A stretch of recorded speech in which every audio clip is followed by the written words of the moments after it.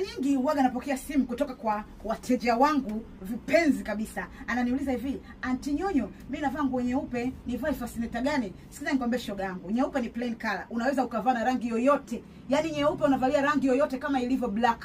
Kwa hiyo nyeupe unaweza ukajiangalia wewe unapenda rangi gani. Mfano mimi napenda rangi za kucharuka. Yaani rangi za kulipuka.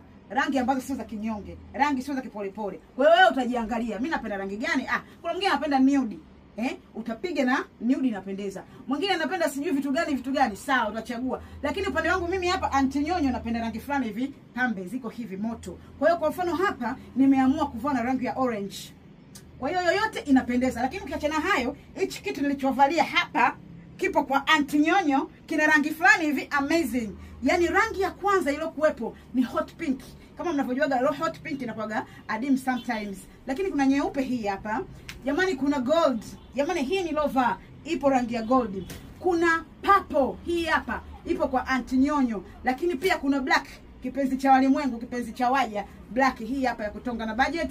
Na mwisho kuna watermelon. Kwa hiyo shoga yangu kama umeipenda hii hapa, simple but classy baby. Karibu kwa Aunty Nyonyo. Okay, bye.